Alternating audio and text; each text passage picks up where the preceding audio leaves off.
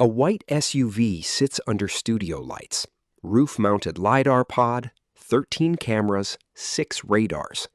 The badge says Mobileye, a company most people have never heard of, but whose chips sit behind the windshield of more than 230 million cars on the road today. And on June 16, Mobileye said it is done just selling the parts. By 2027, Mobileye plans to put about 100 fully driverless vehicles on the streets of a major U.S. city, a robotaxi service it owns and operates. If that first fleet works, the target is 17,000 vehicles within 5 years. Intel bought Mobileye in 2017 for about $15 billion.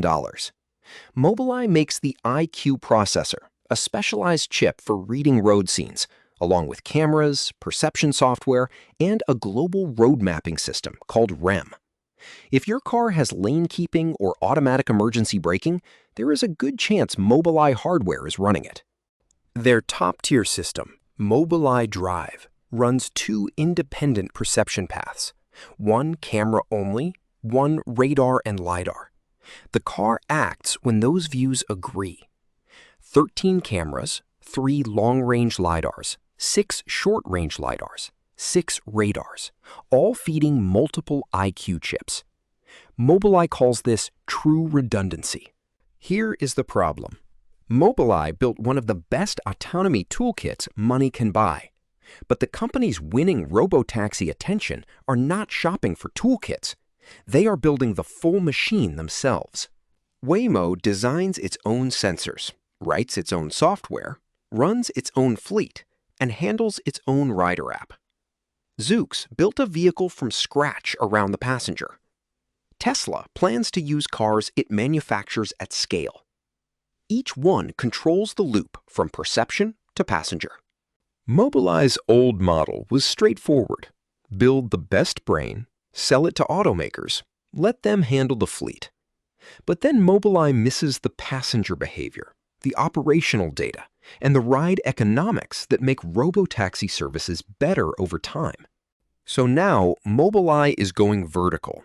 The plan pairs Mobileye Drive for autonomy with Move It, the transit app Intel bought in 2020, for everything the passenger touches: trip planning, ride booking, vehicle dispatch, real-time fleet management.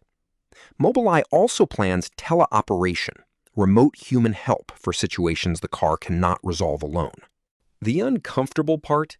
Mobileye still supplies Volkswagen, MOIA, and other partners building robotaxi programs on Mobileye hardware.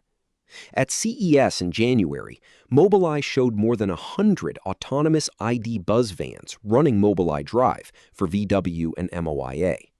Those programs are still active.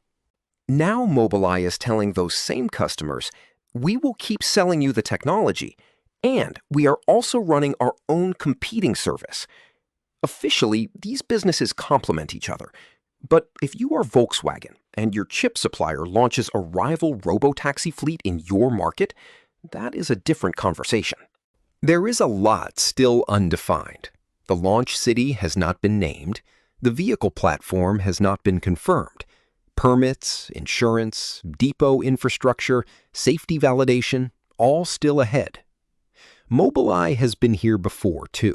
It talked about robotaxi deployments in 2019 and 2021. Those did not happen at commercial scale.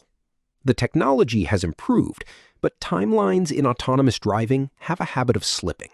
Still, the logic is hard to argue with. Every major robotaxi operator controls the full stack.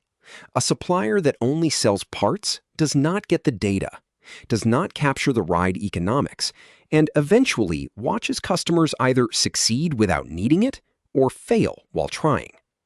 Mobileye is betting that staying relevant in robotaxis means becoming one.